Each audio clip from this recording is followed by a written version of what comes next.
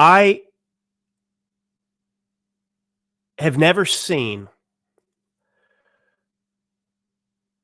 a media and a party, after everything we've been through,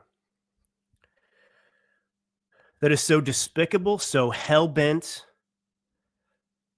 because of a selfish obsession with power that is so consumed with with hatred. This is the Democrat Party and our media,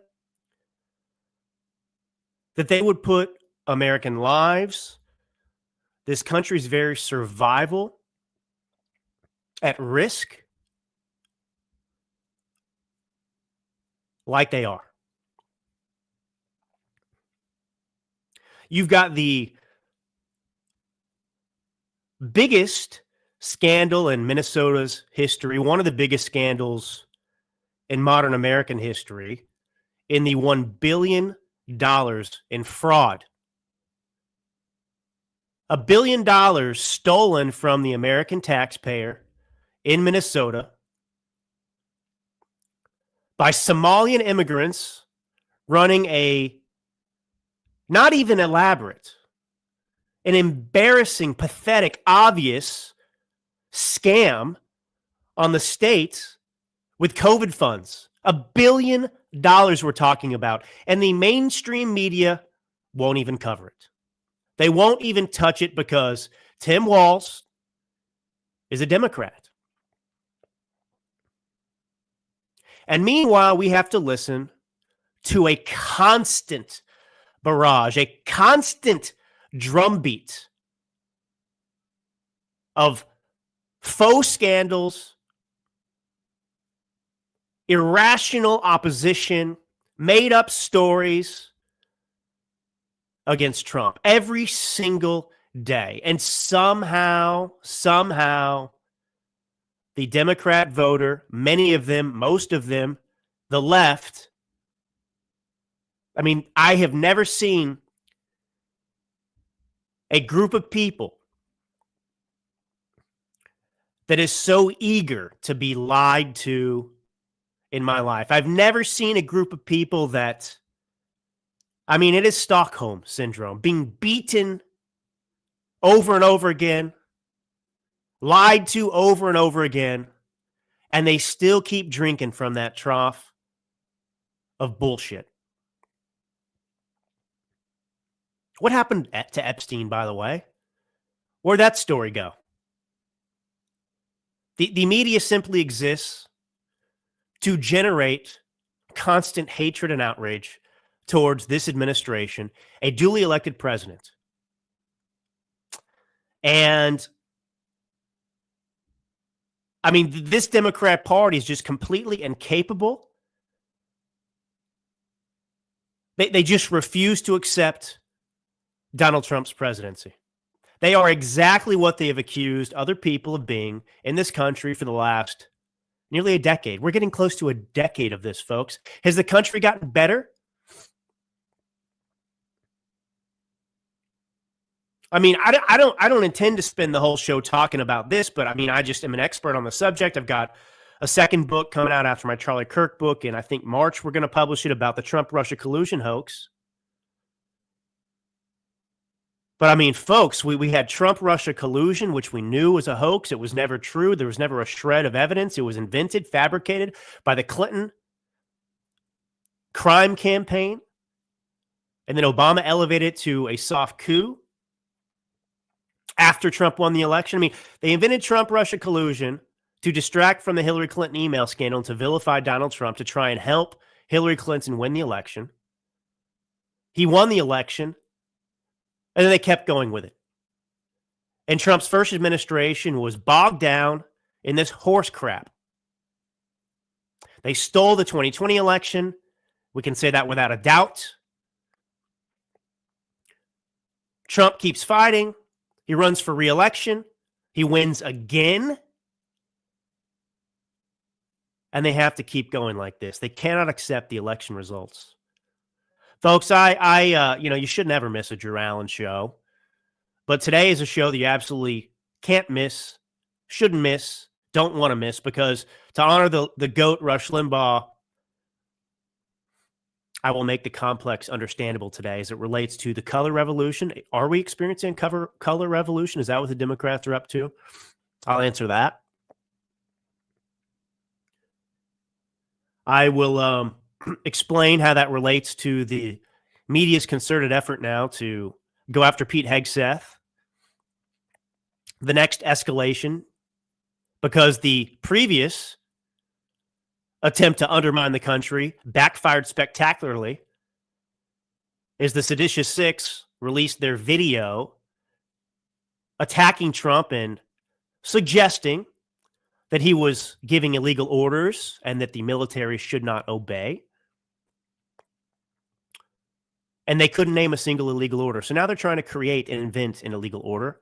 That's what the Hegseth stuff is about. It's the next step in their color revolution. What is a color revolution? Let's get into that first. I'll get into the Somalians. I'll get into this immigration stuff. It's a jam-packed show today. And, you know, you can tell my tone is very somber.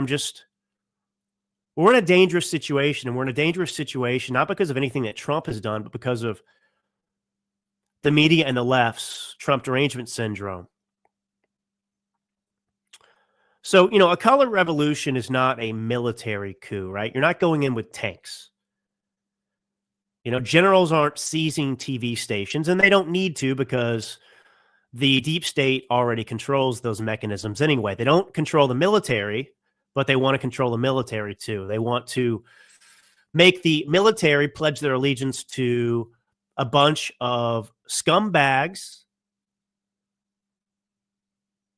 instead of the commander-in-chief. This has never happened. I cannot tell you. So much of what we've experienced over the last nearly decade has been unprecedented. And they just keep adding to that list of unprecedented actions. So a color revolution is a soft overthrow of the government. It's a coordinated operation that's really designed to weaken and delegitimize, ultimately with the expressed purpose of removing an elected leader without using force. You could look at Trump-Russia collusion that way. You know, they wanted to impeach him. I mean, they did impeach him, not over Trump-Russia collusion, but they impeached him twice over stuff that was just fabricated. That was also unprecedented, and it didn't work. So here we are, and they're doing it again. They can't just accept that they lost an election. They can't simply campaign like sane people on their policies, on what Democrats are going to do for the country if they are reinstalled in positions of power. No. Why should they have to compete in the realm of ideas? Why should Democrats have to debate? Debates beneath them. Making the case to the American people why they should be elected and in power. That's beneath them. So a color revolution begins with delegitimization. So you got to convince the public that the leader is corrupt, that he's not a real president, that he's illegitimate. Gee, where have we seen that in this country? And then, of course, there's mass mobilization. You know, this is these huge, air quotes, spontaneous protests that are actually well organized. No Kings is the most recent iteration of that. And then, of course, you have the media saturation, like you see in communist countries around the world.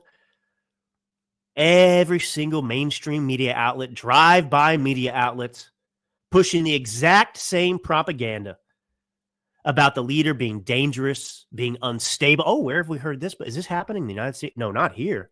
We only carry out color revolutions in other countries like Ukraine, which is exactly why we can see that this is a color revolution in the United States of America, because they're applying the same tactics we've used elsewhere here today in our own country. This is treason of the highest order. It's sedition, and they're all involved in it. And then, of course, you have the bureaucratic resistance. You know, you've got to get the the deep state, the entrenched bureaucrats, unelected bureaucrats, and others to slow walk, to leak, to refuse to cooperate, to make their stand against the commander in chief, against the duly elected president of the United States. And then, of course, you have lawfare, courts, prosecutors, investigations that are used as political weapons. Sound familiar? And the goal is twofold. One, the highest objective of this color revolution is to remove the leader outright. Otherwise, it's to cripple him so badly that he cannot or she cannot govern. And that's what's happening here. But either way, the target is always, I would say, an elected leader, elected, keyword, elected leader that the political establishment cannot control. Now, I want to bring up one example of a color revolution just to get you caught up so you understand, get some context about how this works. You know, one of the clearest examples was in Ukraine. It was the Orange Revolution. That was in 2004. Back then, you had a election in Ukraine, and you had a candidate that the West and the United States didn't like. That was Viktor Yanukovych. He won that election. He was not the deep state's choice. He wasn't the establishment's choice. He wasn't the elected leader that the political establishment could control. He wasn't their favored candidate. So what do? Well, international observers came in and they claimed there was widespread fraud. And so in response to these claims that were amplified by George Bush, that were amplified by the international community, amplified in the media, well, you had tens of thousands, if not millions, of Ukrainians that suddenly filled Kiev's Independence Square wearing orange. That was the color of opposition. The color of Viktor Yushchenko's campaign, the deep state's choice. And he lost the election and they couldn't tolerate it. And so the media blasted out that the election was stolen. Courts and parliament were eventually, strong-armed into screaming those very claims and opposing his election. And you got the Ukrainian Supreme Court to order a new election. And in that revote, the opposition candidate won. No tanks, no generals, no civil war, just coordinated public pressure, just media messaging, legal pressure, and institutional defection. That is a color revolution, folks. And that's what we have here. So the Seditious Six, as I've talked about on this show many times, put together an outrageous, unprecedented video, a bunch of elected officials who were former CIA and former military. And they warned military personnel, U.S. military personnel, that they expect, they suggested Donald Trump was issuing illegal orders and said that you must not obey these illegal orders.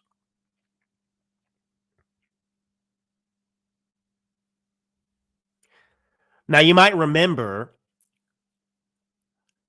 that you had 51 former intelligence officials who signed on to that letter that said the Hunter Biden laptop was not real. Remember this? 2020 election? They knew it was real. It had been confirmed as real by the FBI. And yet these 51 former intelligence officials, at the direction of the Biden campaign, lied. They were heroes. Heroes. They're always heroes on the left when they undermine democracy. So this is what you have happening now again.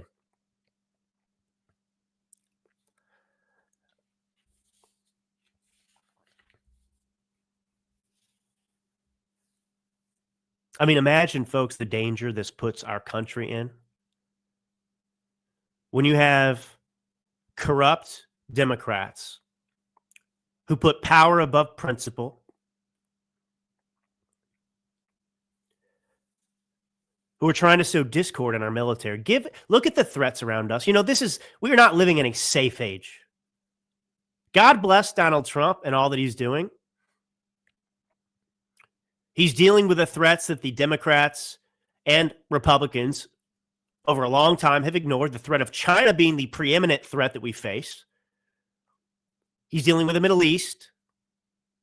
He's trying to end this stupid war between Russia and Ukraine. He's trying to deal with narco-terrorists that are bringing drugs into this country and killing Americans. He's trying to deal with illegal immigration, Afghans who are brought into this country unvetted that are now going out and killing American citizens, U.S. guardsmen in our capital. And you have the left, Democrats telling the military, hey, start questioning things. We didn't tell you to question illegal orders under Barack Obama when he drone striked and murdered al-Awlaki, an al-Qaeda propagandist, English-speaking propagandist who was a U.S. citizen. We didn't tell you to disobey illegal orders after Barack Obama ordered a drone strike mistakenly on a wedding that was taking place in Yemen and killed, I think, 52 people, innocent people. You didn't have the Democrats coming out and urging the military personnel, U.S. military personnel, to disobey illegal orders after 13 U.S. service members were killed during the botched withdrawal of Afghanistan under Biden's watch, Biden's order. And Biden then carried out a retaliatory strike, killing 12 Afghans, 6 or 7 of them children. And then they came out and told us that they had killed those who planned the attack on our 13 U.S. service members in Afghanistan, in Kabul. And it turned out they knew, even as they lied to us, that they didn't kill the planners. They killed aid workers, innocent Afghans, children murdered and slaughtered by the Biden administration to try and look tough, to try and look like they got justice for their failures. No calls by Democrats for people to disobey illegal orders. So here we go with the Hegseth situation. Now, after the Seditious Six, remember, you might recall, came out with this video, there was massive backlash. They went on, even the mainstream media networks, CNN and MSNBC, MS Now it's called, MSNBC's now MS Now, till it fails again and gets relabeled something else. And they were asked, okay, what illegal orders are you referring to in the video? You just put out a video urging the military to disobey Trump's illegal orders. Can you name one illegal order? Well, no, we can't name a single. So why did you make the video? What's the purpose of the video then? The military knows they can't obey illegal orders. They're taught this. Military personnel know this. They're taught this. This is common knowledge. And there's a whole chain of command to deal with situations should they arise. So why are you doing this now and trying to suggest, we know you're trying to suggest that Trump is an illegitimate president who's giving illegal orders or might give illegal orders. So don't you think you should have some specific? Wow, we don't have any. I'm Mark Kelly. I served in the military. Look at my Boy Scout, stuff. I put it on my chest to look even more impressive. I was an astronaut, I served in the military, so now I can commit sedition and you can't call me out on it. So they didn't have an illegal order and they look like fools. They look like the traitors that they are. So now what are they doing? The next step? Well, they're desperate to find an illegal order, aren't they? So now they're inventing out of thin air a potential illegal order to send a message to military personnel that actually they're going to be on the line if Democrats get control. This is a soft coup. This is a color revolution. The Democrats are now issuing threats. Hey, you're not safe if you obey Trump. If we get back into power and we determine that something Trump ordered or Hegseth ordered is an illegal order, we're going to put you in prison. So the future threat is trying to encourage military members to stand down and not do their jobs amidst all the threats, all the chaos we're experiencing, all the things that Donald Trump is trying to shield us from harm from. And they're telling the military, don't listen to Trump. We'll come for you, baby. Just like we came for Trump. Remember what we did to Trump? That will be you. Toe the line. This is authoritarianism. This is fascism. This is communism. This is Marxism. This is amoral. So we've been firing on these narco boats for a while, and it's a beautiful thing. I'm so happy that Trump is doing it. These boats are coming from Venezuela. Venezuela, by the way, I cannot believe that people don't understand this about Venezuela. I'm sure you do because you're my audience and you're smart. Venezuela harbors terrorists. Venezuela is a narco dictatorship run by an evil person named Maduro. Venezuela hosts Russians, hosts Chinese, hosts Iranian terrorists. Because if you look at a map, Russia and China are awfully far from the United States of America. They need access to our country.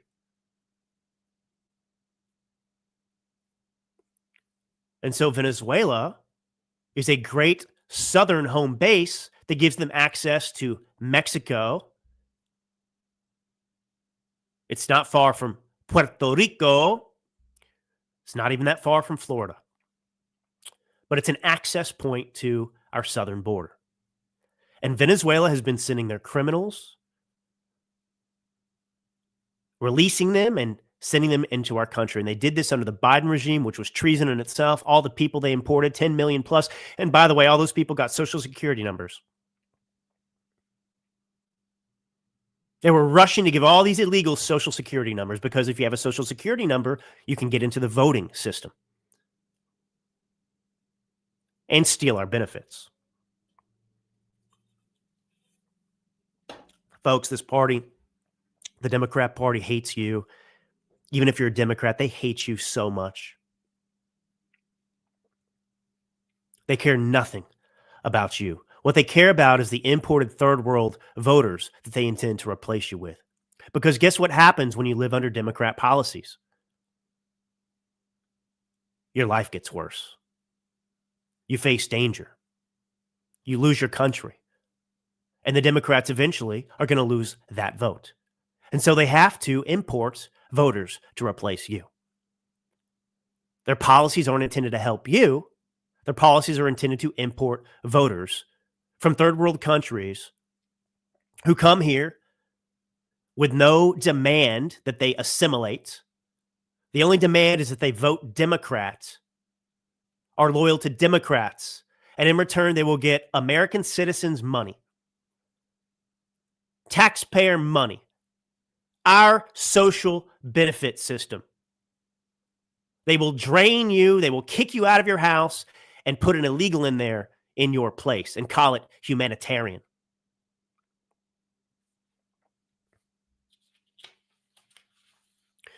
So, one of the stupidest things, by the way, in this whole argument, it's like the Democrats, if you drive the speed limit through a green light, they'll say, they'll make some headline, Drew Allen drove through a green light, going the speed limit with an exclamation point. And suddenly that's supposed to be some kind of, oh, wow, this legal thing that happened. It's suddenly not legal because of the tone, the way we're framing it and talking about it.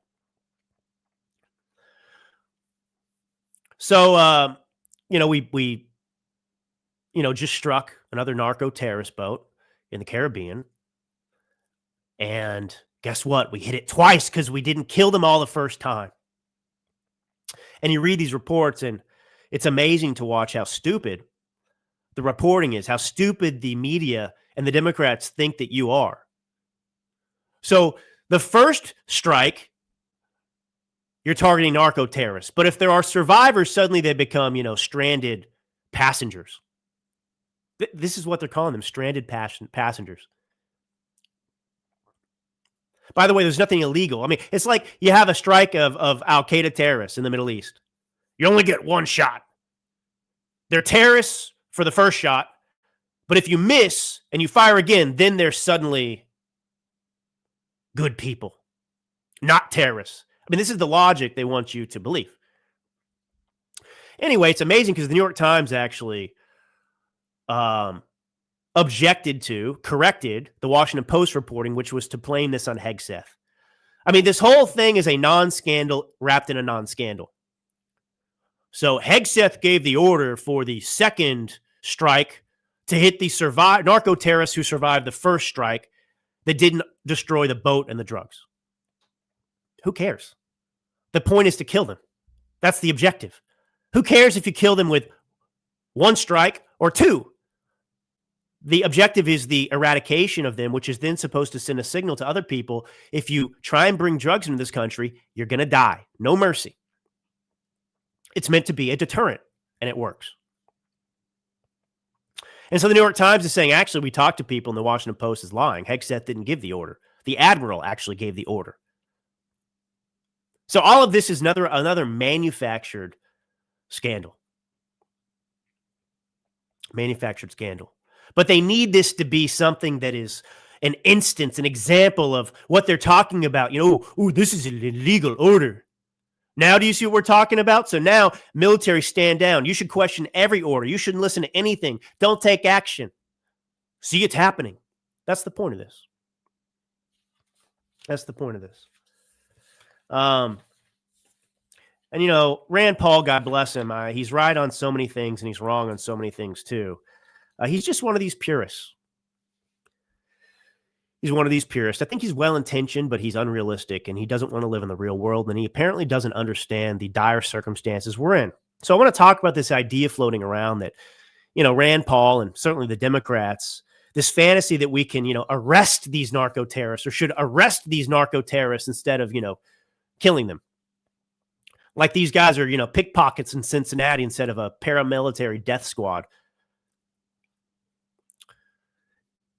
And this is the problem with these people. They're treating this cartel warfare, these people are at war with us, like it's a courtroom issue instead of what it actually is, which is a national security threat. What, are you going to go out and arrest all the al-Qaeda members? These are terrorists we're talking about. They're terrorists. They're not acting from a religious zealotry like Islamist terrorists, but they're intentionally doing harm to American citizens.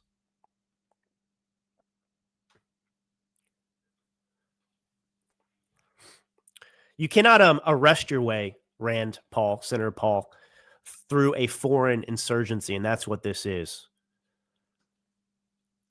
It doesn't work. These are not fugitives that are, hiding under a porch, Senator Paul. They own territory, run territory. They have their own intelligence networks. It's a highly coordinated attack on this country. These are drug cartels, Senator Paul. Going to arrest them and bring them here and give them a trial? No. Did we do that with all the al-Qaeda people? Did we bring al-Awlaki here, a U.S. citizen, and give him a trial? No, he was a terrorist. We blew him up in a drone strike. Obama did that, just to remind you. So Rand Paul wants to serve these narco-terrorist warrants, I guess. And, cartels don't operate under our jurisdiction. Inside regions where the police go.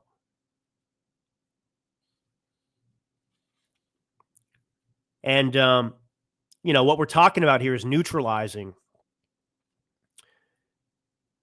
a foreign paramilitary threat. That's what we're talking about here. The same way we neutralize every other foreign paramilitary threat. By denying them safe havens, Senator Paul. By destroying their production capacity. Dismantling their leader. How is it controversial that you're killing narco-terrorists? You don't fight ISIS with a court summons. You don't fight al-Qaeda with subpoenas. You don't fight narco-terrorists with polite arrest warrants. This is not complicated. This is reality. All right, I want to get into two other stories in just a minute here. I want to get into what happened in Minnesota under, what do you call these? Jazz hands Tim Walz. And I want to get into this story about the FBI, Kash Patel, Dan Bongino, New York Post, courtesy of Miss Devine, Miranda Devine, who does great reporting work. You know, she came hard for him and released this report coming from inside the FBI that is, you know, veiled in patriotism.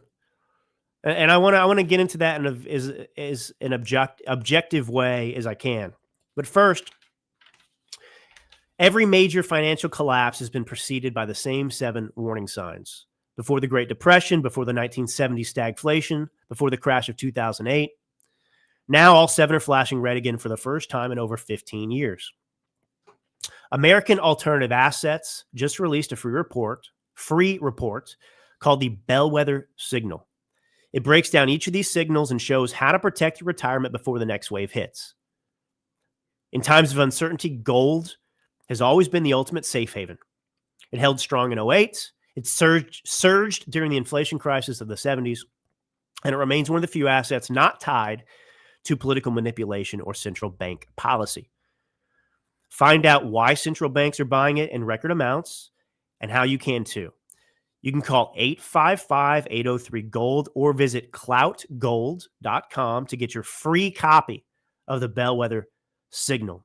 855-803-GOLD or cloutgold.com. Learn the signs, protect your savings, make your move while you still can. I actually had a couple clips I wanted to play before I get into that stuff. I want to play this clip of Senator Mark Warner, Democrat, who was engaged in the color revolution. Unprecedented disrespect when they were all brought to get a pep rally in front of Hegseth and Trump. This is an administration that's fired, uniform generals from the head of the NSA, the head of the Defense Intelligence Agency. Mm-hmm. And I think in many ways, the uniform military may help save us from this president and his lame people like Hegseth, because I think their commitment is to the Constitution and obviously not to Trump, and I expect Bradley to adhere to that. So, Senator, let's go a little further on this. This is so unprecedented and outrageous. There he is, setting it up. Setting up a justification for the military to defy orders, which puts us in such a perilous situation. See the color revolution? You see how the sequence of events go? You got to delegitimize the president. He's illegitimate. And actually, you are supposed to, in the military, listen to the commander-in-chief, who is complying with the Constitution. These Democrats are gaslighting. It is they who are defying the Constitution, who are trying to shred the Constitution, while claiming that they are defending the Constitution. They're protecting democracy, they say, by undermining the Constitution and undermining democracy. They've been questioning the election results of the midterms and even the 2028 election already for the past 6 months.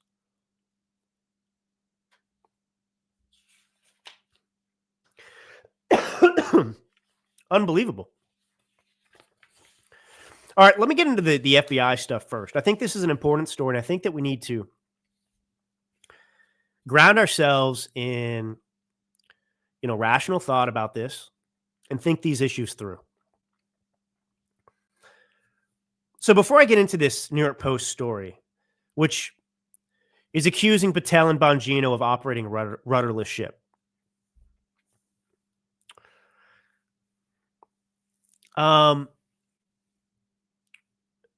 before Trump came into office, one of the big issues for American voters was the corruption of the FBI. Many people were calling to just tear it down and rebuild it because it wasn't even salvageable.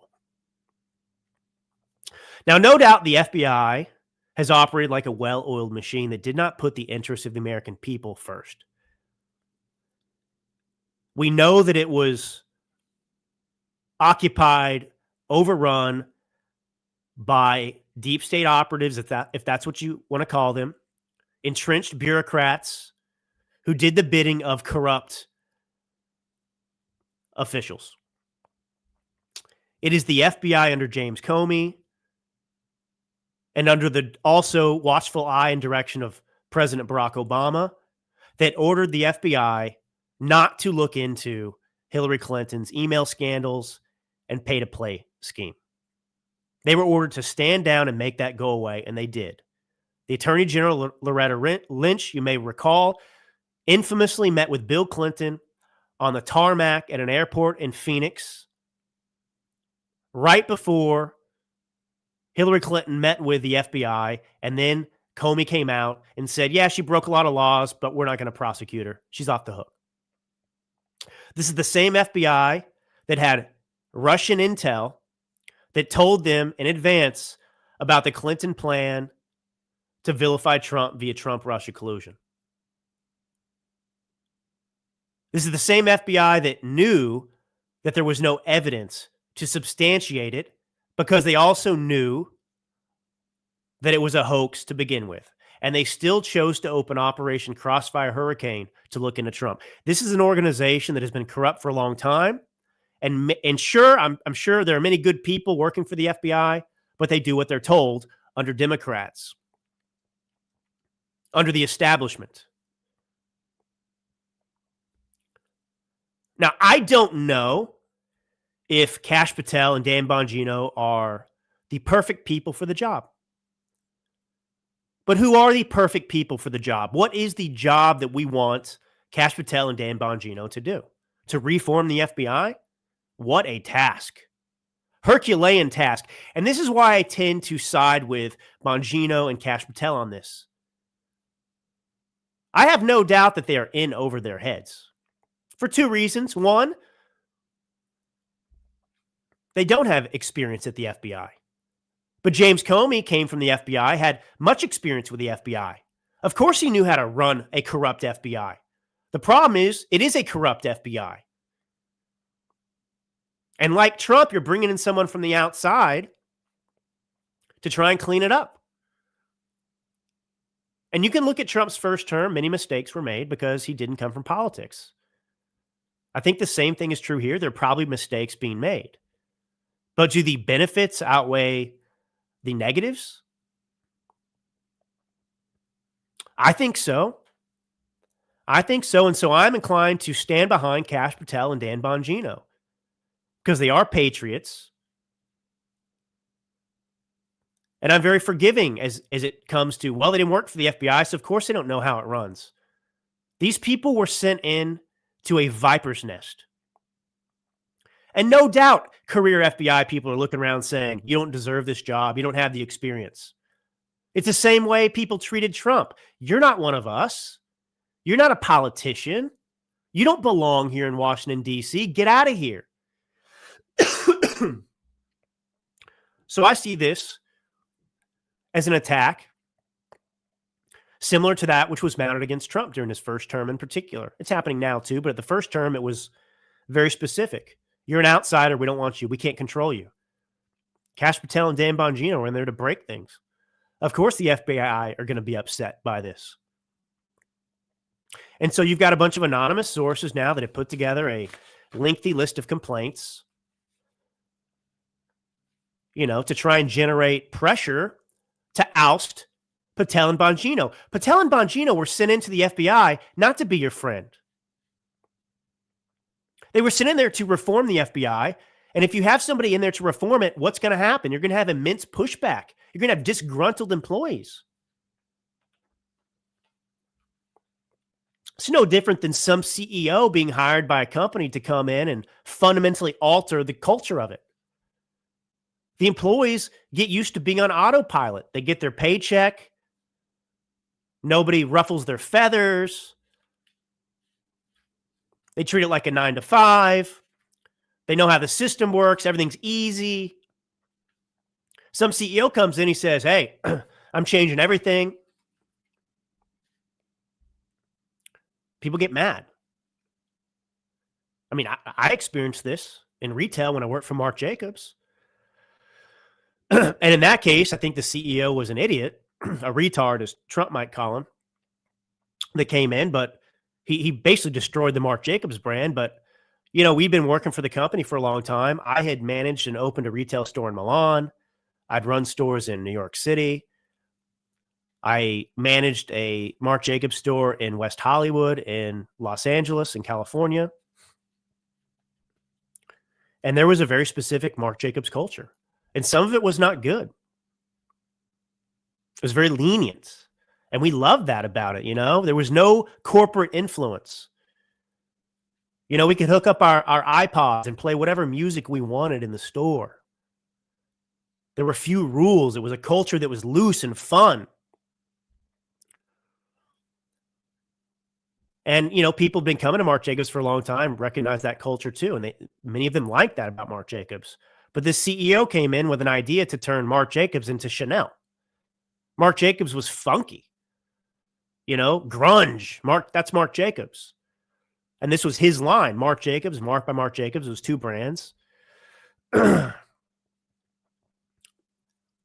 there were people sitting there and hired under the CEO because they had ulterior motives. And their motive was to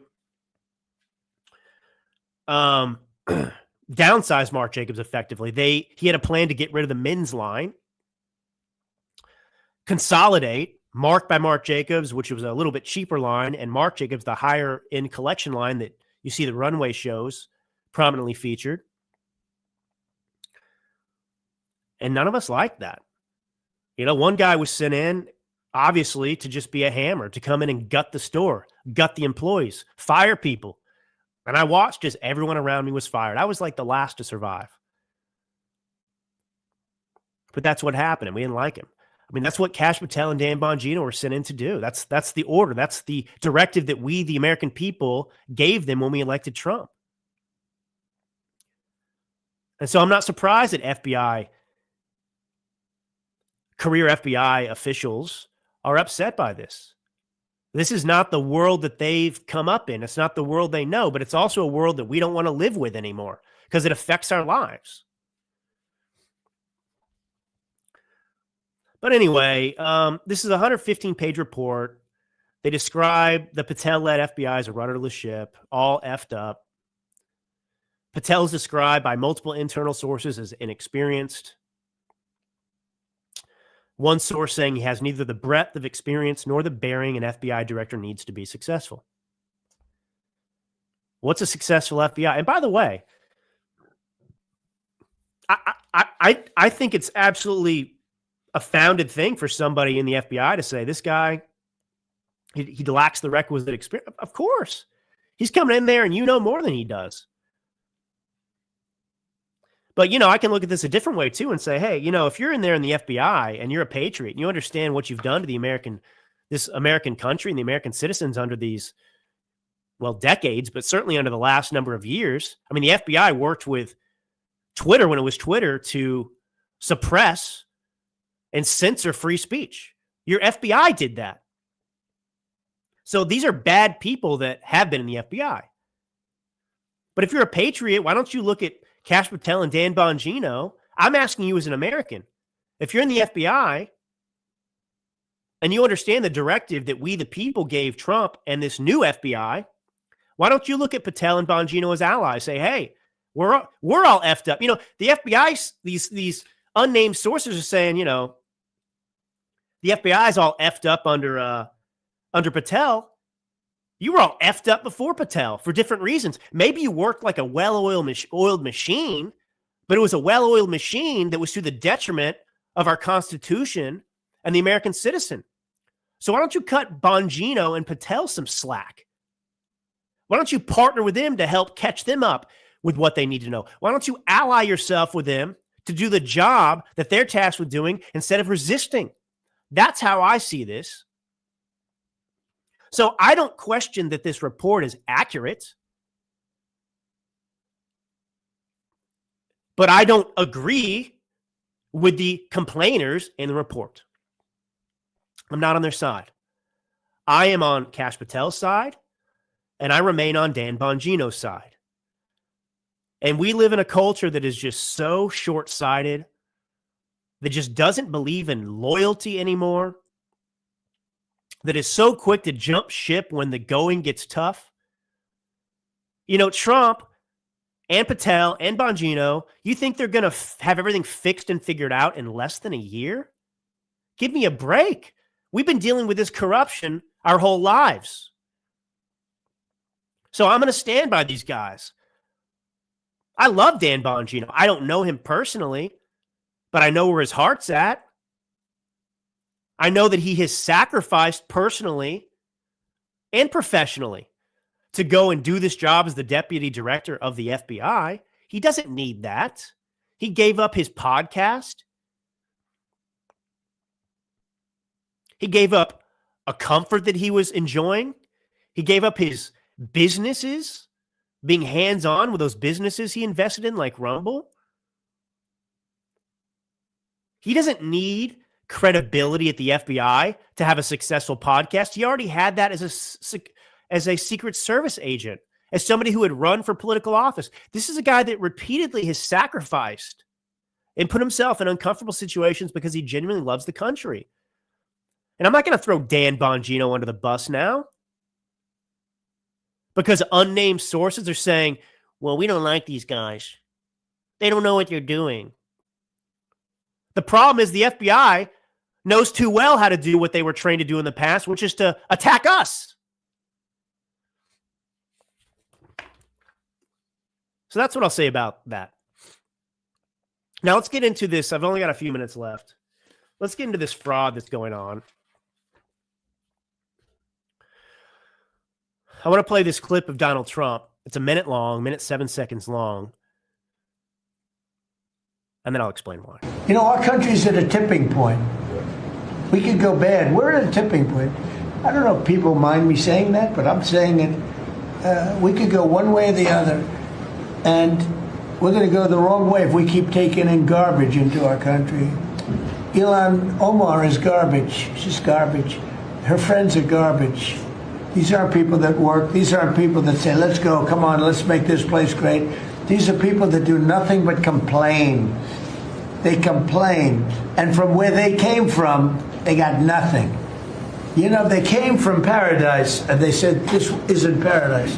But when they come from hell, and they complain, and do nothing but bitch, we don't want them in our country. Let them go back to where they came from and fix it. Thank you very much, everybody. He's exactly right. I love what he's saying. Some people think, oh, he's calling the. I mean, we are importing garbage to this country, and I don't want to hear anything about dehumanization from the left, which is getting Charlie Kirk and Trump assassinated. They're dehumanizing, and because we're dealing with this heavy propaganda, we need to speak in plain, clear terms, and it's totally appropriate. I want to pull up this, if I can find it. I told people on X that I would talk about this. I want to pull up this from Ben Stiller, right? The actor.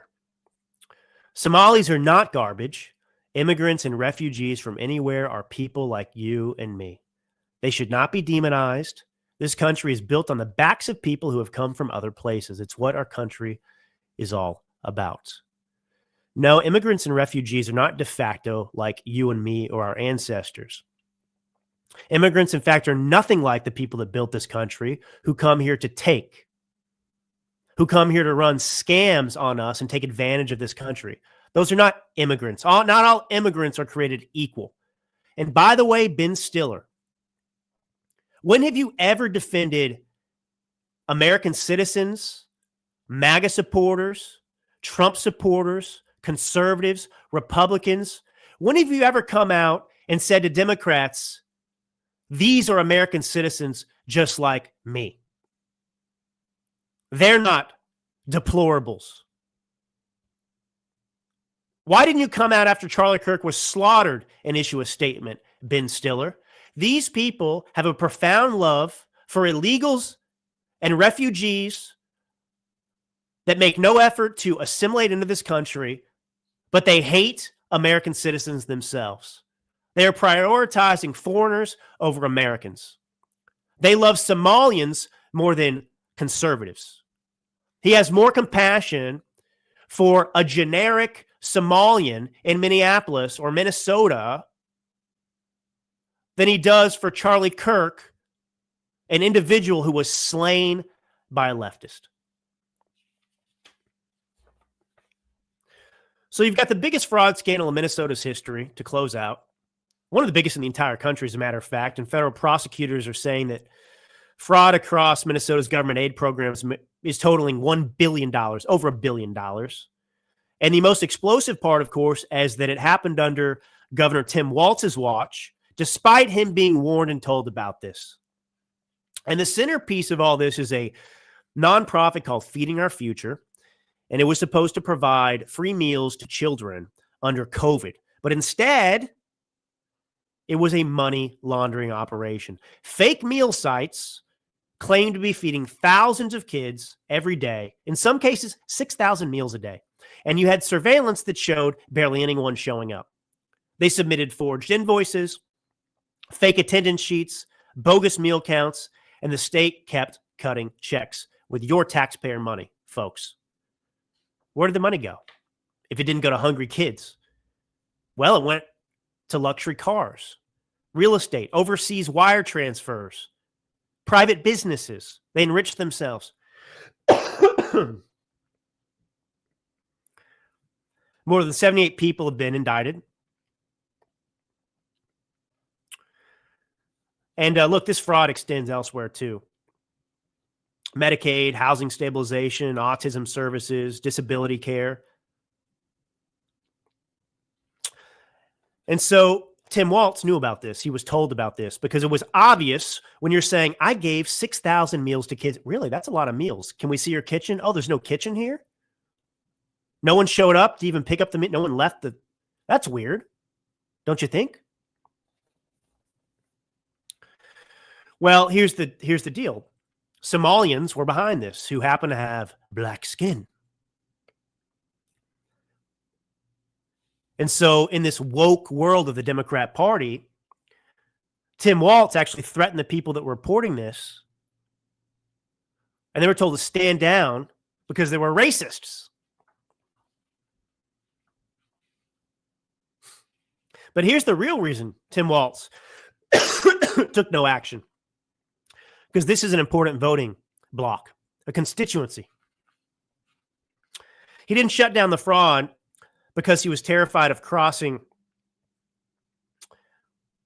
political networks built around the Somali community. He didn't do it because he needs these people to vote for him. He needs their support. It's effectively blackmail. So you import hundreds of thousands of Somalians who have no love for America, garbage people like Ilhan Omar. And in these giant segments, they have political power all of a sudden. And they're holding you hostage. And Tim Walz allows it because political power is far more important to him than principle or American citizens. It's just unbelievable that he knew all of this and took no action whatsoever. Because these ethical political machines, you just have to see here. Anyway, I